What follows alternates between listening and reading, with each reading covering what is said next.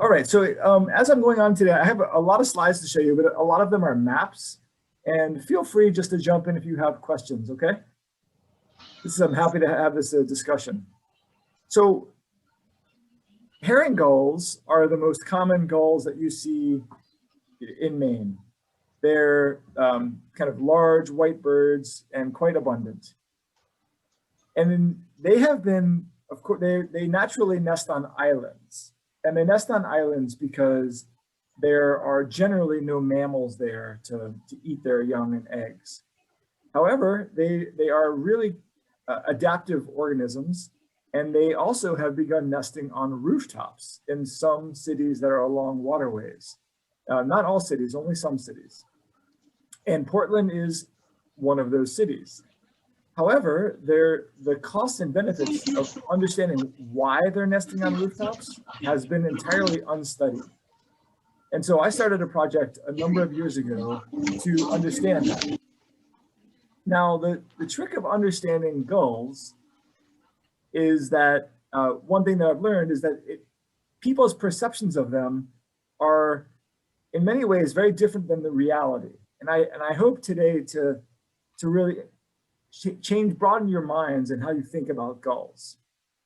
And this is a great way to start about this project, where this is a map from the Netherlands. And this was a gull there that was wearing a tracking device, and they followed its movements for many months. And it turned out that this gull was leaving its nesting colony and going and feeding every day at a potato chip factory. This is really, I think, what a lot of people assume that gulls are doing all day, eating garbage and relying on humans. And that's really the story that I want to focus on with my project. The first is some context about how gulls are actually doing in Maine. And I think this might surprise you in that herring gull populations in Maine are actually in a very, very steep decline. And these data show you some of this, where starting in 1966, we've been counting them since 1966 up to current every summer. And across that time, they've declined a little bit over 4% a year. And that's a huge change over this period, these 50 years. So, and they continue to climb at a rate of about 4% a year. Now this project is going out and just counting individual birds. There was another project recently that instead of counting birds, individual birds, they actually flew in airplanes and counted nests. So they flew over islands all up and down coastal Maine, and they looked at the number of nests that they could see, and they took pictures of it and then used some interesting analytical methods to assess that. And what you can see here, they did it in 2008, and they counted a little over 24,000 nests. And then they repeated that survey in 2013, and that number had declined by 3,000 nests. So in a 5-year period, there had been a really significant decline. They were actually scheduled to repeat this project last summer, but had to postpone it due to COVID. So hopefully they're going to get out and do it again next summer. But the point of this is to show you that not only are the number of birds declining in Maine, the number of nests that they have is also declining significantly. So I'm going to show you a lot of pictures today, and this is really to get you familiar with the things that I see on rooftops, because what I've found is that when I studying gulls on rooftops is almost like entering a little fairyland, and that we walk around the streets of Portland and we go into buildings or walk, go to the parks, but we can't see what life is like from up above us. And these birds have created almost a small society where they're really watching us. And so here you can see is a picture of a nest. They always build their nests against some sort of machinery or a wall. And this is a perfect nest where it's nicely shaded in a place that also can block the wind pretty well. And the bird is able to see all its surroundings. And here is a pair that are mated together. The bird in the front is the female and the bird in the back is the male, and their nest is just below them in some of that grass that has popped up on the rooftop. And this rooftop is especially important because it is actually home of the largest gull colony in Portland. Does anybody have any guesses from this image of where this roof might be? So this is the Portland Museum of Art. The building has a lot of different roofs, and every year they fledge between 90 and 140 chicks from the roof. And this is very commonly what it looks like, where there's a lot of rocks that hold down the roof, and then some grass that grows up around it. So it's a really great place for gulls to raise young. So we are witness to the whole process. And this actually picture is how this project started for me, in that this picture was taken by a friend at my wife's former office on Middle Street in Portland. And I went in one day in May to pick her up, and I looked out her window, and there was a gull nest. And I had no idea when I moved here that gulls were nesting on rooftops. And I just became really fascinated by it, partially because we have such an insight into their observation. And here they are out front of my friend's window copulating, in preparation for the breeding season. And then we get to see the fruits of that labor. This is a nest. The eggs, they lay up to 3 eggs. And here you can see this chick has just hatched within minutes. The egg is still present that it hatched out of, and it's peeping, I'm sure, to its sibling that's in the other egg next to it. And then those chicks, here's another picture of another nest on the structure, so you can see what these look like. And the reason that these birds are here is, of course, partially about food. This is a bird that I banded, and I'll show you that process. It's down on the waterfront on Commercial Street. It has stolen lobster bait. This is just an amazing opportunity where fishermen both gather bait or throw bait out, and the gulls can go down there and forage on them pretty intensively and grow well. So I want to tell you a little bit about some data that I collected a number of years ago. And then in this data, the idea was to compare the reproductive effort and the reproductive success of gulls in the city versus an island population. And so on this map, you can see the yellow star is where Portland is, and then a blue star southwest of Portland by 80 kilometers or about 50 miles at Appledore Island. Appledore Island is part of the Isle of Shoals, and it is in Maine. However, you access it through Portsmouth, New Hampshire. And so we spent the summers going up in these places and counting the number of eggs that each gull laid, and then monitoring what happened to those eggs. Did they hatch? How many hatched? And then what happened to their chicks? And I'm going to show you the results of this project now. So this figure shows you the clutch size. So the clutch size is the number of eggs laid by a female in each place. On the left-hand side, in 2011 and 12, you can see that on Appledore Island, females laid about 2.5 eggs per nest. And on the right-hand side is the number of eggs that were laid in Portland. And you can see that it's a little bit less, somewhere between 2 and 2.5, but it's not dramatically less. And so we know that the number of eggs that are being laid in rooftops and the islands are pretty comparable, okay? So the next question is, what happens to those eggs? What's going on? Hold on, the screen is frozen here. There we go. Okay, so I'm going to talk about 2 different things here. The first is the hatching probability. It takes 30 days of incubation for an egg to hatch, a herring gull egg to hatch.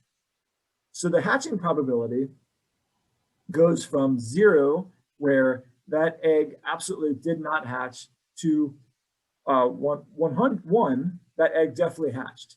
And so if you have a hatching probability of 0.71, that means that 71% of the eggs that were laid hatched. Does that make sense to everybody? Okay, so here I compared the hatching probability between Appledore Island and Portland in 2011 and 12. And you can see that in both years, the hatching probability on the island was much higher than on the rooftops, okay? On the island, the chance of that egg hatching is greater. The reason that the chance of eggs hatching was greater is because in Portland, building managers would frequently be intolerant of nests and destroy the nests with the eggs in them. They would remove them or whatever. It is illegal for them to do that, but that was a frequent cause of failure during the egg laying period. So then if you go over to the right column, that is how long these chicks survive. So when a chick survives 30 days, we assume that that chick has successfully fledged or left the rooftop colony. And here the story is very different, where this chick survival is much higher in Portland than it is on Appledore. And we can explain this pretty well in that on Appledore Island, there are actually two species of gulls that nest there. One is the herring gull, which is the bird we're studying, and the second is the great black-backed gull, which is a larger gull and an incredible predator. What we found on Appledore is that great black-backed gulls eat a lot of chicks. They eat a lot of herring gull chicks. In Portland, there are virtually no great black-backed gulls nesting on rooftops. It's almost exclusively herring gulls. And herring gulls rarely ever eat each other's chicks. And so the predation pressure was much lower as a chick on the rooftop. So the total take-home story here is that it's tougher to hatch an egg on a rooftop, but if it hatches, the chance that that chick is going to survive is much greater on the rooftop than on an island. All right, so moving on. So this is a horrible slide with all kinds of words on it, and I can boil the message down pretty well. And I wanted to show you this on purpose, in that in 2016 and 2017, we collected the food that chicks were being fed in Portland. We wanted to understand, are they being fed trash? Are they being fed fish? What are they actually being eaten? Because we've all assumed that they were eating things mostly coming from humans, pizza, French fries, whatever. And it blew me away to find out that these chicks are being fed almost exclusively marine food. So you can just sort of scan across here and you'll see things like crabs and fish and herring and fish bones, worms. These worms are mostly sea worms, eels. They are really feeding their chicks good stuff. There is a fair amount of insects being fed to them as well, but virtually no human trash being fed to their chicks at all in Portland. Okay, so what happens to these chicks? We put leg bands on them, and our goal by putting these leg bands on them is twofold. One, we want to know that if a chick that is born on a rooftop in Portland comes back to breed in Portland, and then two, we want to know where it goes when it leaves the city. And so you can see from this picture on the top left of your screen, I deploy mostly these orange bands that has 3 letters on them, and each bird has a unique combination of letters. And then on the right-hand leg, the bird gets a band with a metal number on it. And down below, you can see that over the last 10 years or so, we've banded about 1,100 chicks on rooftops. And we've found out some really, really fascinating information from these beauties. Here's some more images of what these chicks look like. As we're banding them, we'll go in and we'll grab them and we'll put them in boxes. And once they're in boxes, we'll set them down and put some bands on their legs, and then we set them free. Here is an image of part of our data. So this is the eastern seaboard, and each of these yellow pins is the location where one of the gulls that we banded as chicks has been seen. And you can see it's really remarkable. This figure is actually about missing the last 18 months of data, in that we've now actually seen gulls as far away as Galveston, Texas, and Louisiana. So they'll travel really, really far from Maine.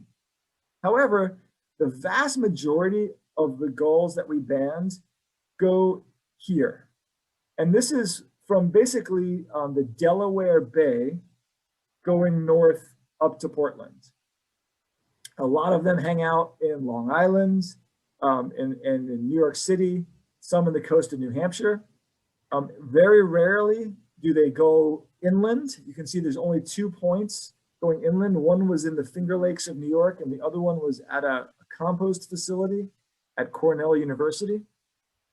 But really interestingly, you can see that almost none of the gulls go north or east. Only one bird has ever been seen very far north and east of Portland. They almost all track going south and southwest. So here's a picture of into downtown Portland. So you can see the movements of birds where people see them in Portland. And a lot of our resites are just happening in downtown Portland or along Congress Street or Commercial Street. There are quite a few birds that like to hang out in Westbrook, on the river in Westbrook. So the next part I want to tell you about is actually a continuing study where I compared birds that were born as chicks, where they went between our population and then populations on Appledore Island, which I already introduced, and Great Duck Island. So Great Duck Island is up on the right-hand star, and you can see that's 170 kilometers east of us. And Great Duck Island is in Bar Harbor area. It's an island that's owned by the College of Atlantic, and they've been banding gulls there for a number of years as well. So here are some images of what these 3 different places look like. You can see the Appledore Island is the really natural habitat with lots of shrubs, the Portland rooftop nests, and then finally Great Duck, which is mostly just grasses and is very, very open. All right, and here is the summary of where they went. So the yellow dots, the yellow pins are the Portland birds. The blue pins are the ones from Appledore Island, and the red pins are the ones from Great Duck Island. And there's a really fascinating pattern here. Mostly though, what the real take-home message is that the birds are primarily clumping together. You can see that the other populations are also primarily going from Delaware Bay up to the Portland area when they leave their nesting islands. And I'm actually, this is the distance that they moved. And the take home is that the distance is really just about that the Great Duck Island was 170 kilometers further away. And so those birds just have to catch up. So the next thing I want to tell you about is actually some movements about individual birds that we've been able to follow. And trapping gulls, adult gulls, is actually quite hard. And this image shows it's really some Tom and Jerry type of work. That's a nest under that box. And essentially the birds are supposed to walk into the nest. When we pull that string, a stick that's holding that string up falls, the box falls on top, and then we can go out and get the adult gull out of the box.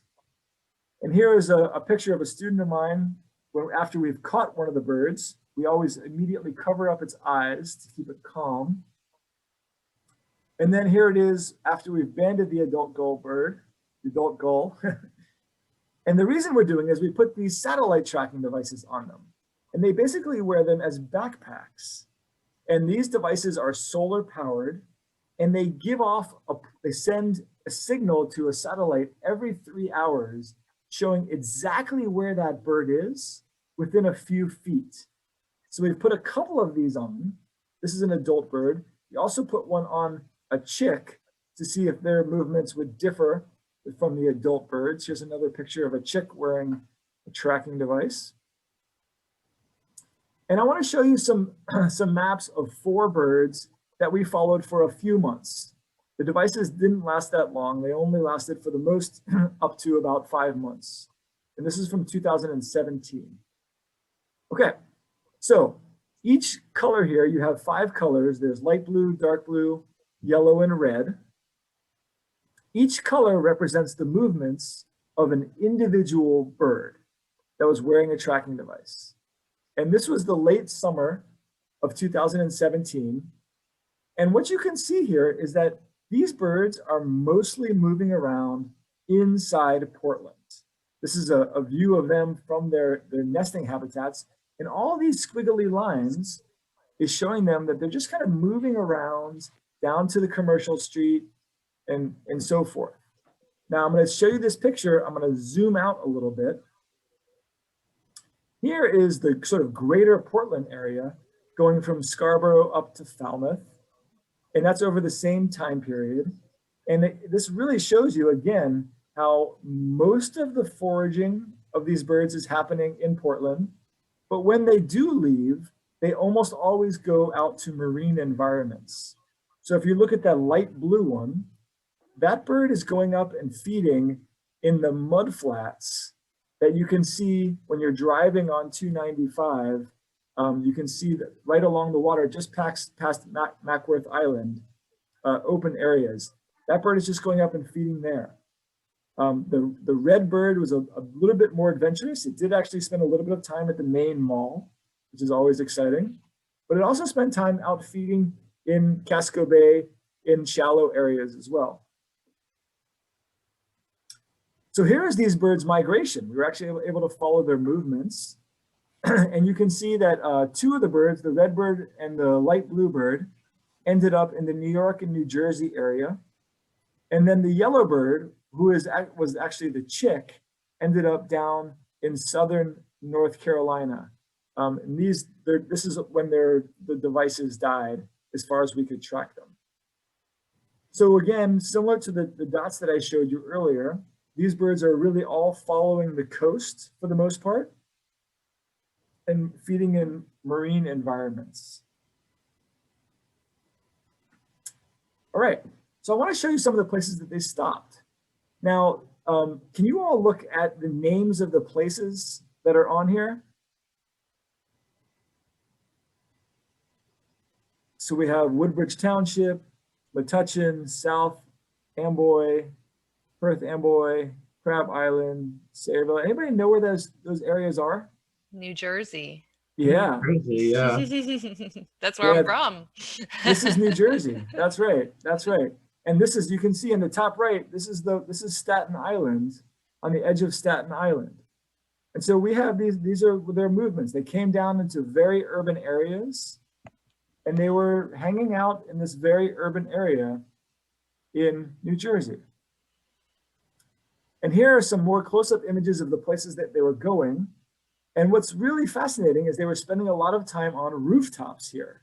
So one of the rooftops on the left-hand side of the screen is actually the IKEA building.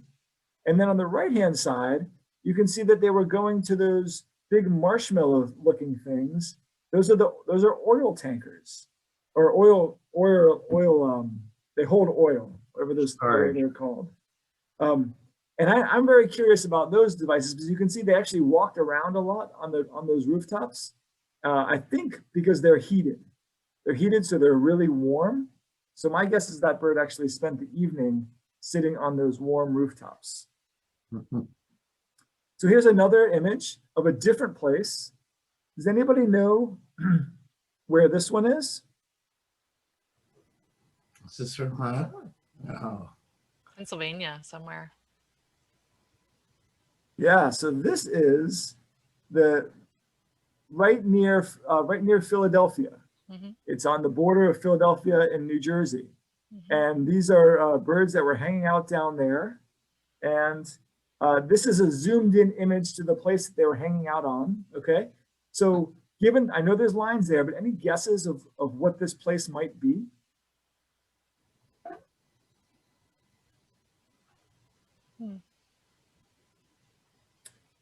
Okay, so here it is without the lines on it. Any guesses now? I don't know. So that is actually a capped landfill. Landfill. It's a capped landfill. And so it has no active dumping going on right on this major river, right outside of Philadelphia. And so it's good habitats. It's nice and quiet. It's open. It's close to the water. So it's a safe place away from predators. And here's a bird that was hanging out in that place. And I wanted to show you this because it's really fascinating. Every night it would go back to that capped landfill. And then during the daytime, it would either go feed in the southern beach in New Jersey, or it would go back up to New York City and feed in North Jersey. So it was traveling about 100, 60, 70, 80 miles each direction, no problem. You do that within an hour. Wow. So continue on migration, I wanted to just show you some of the places that these birds are stopping. This was the young bird that we tagged, the juvenile bird. And here's a place that it stopped at the Chesapeake Bay, stopping off at a bridge and hanging out and feeding in an agricultural area, but mostly sticking in the water, feeding in the for marine and river organisms in the water. So here it is, again, at Chesapeake Bay, and here we'll follow it south. Here it stopped just in the James River in Richmond, Virginia. Again, hanging out in the river, not collecting trash. Here it is further south near Harker's Island. This is a little bit inland. Any guesses of what this place might be? Looks like another landfill. It is. This is an active landfill. That's right. So this is the first time that we've seen this bird stopping and hanging out in places where it could possibly be feeding on trash. This is an active landfill. All right. So those are all the things I wanted to share with you today. I'm going to do a quick summary. So the first thing to tell you is that it seems pretty clear from our comparison of rooftop nesting birds with island nesting birds that city living can be really good for these birds. They can adapt well, and they can adapt well relying on marine foods, not just relying on trash. They really feed their young good things. They're not eating junk food or not feeding their kids junk food. The birds in Portland on rooftops mostly move south between kind of Delaware Bay and Long Island. And then finally, all of the information that I showed you about where these birds go based on people seeing them on their bands, all of that information is citizen science data, or community science data. It's people out in their communities who see this bird and say, wow, that bird has something on its leg. I want to report that bird. And they have submitted that information, and I've been able to gather it in. And without citizens submitting that data, we would never be able to know where these birds go. So it just shows the incredible value of all of our eyes out in nature, even if that nature is in a really urban area. All right, so finally, I'd just like to thank my amazing students that have been out with me. I don't do any of this alone. We're out banding chicks on the rooftops. On the top left, I want to particularly highlight my dear friend and colleague, Peggy Fryer, who is a professor in the biology program here and is actually retiring this year, but I am hoping that she will not retire from banding gulls with me. I'm twisting her arm for sure. And then finally, just one more picture of these beauties. This is a just hatched chick within hours of hatching, and they're just remarkable to be able to spend time with up on those rooftops. So with that, I'll stop the share here.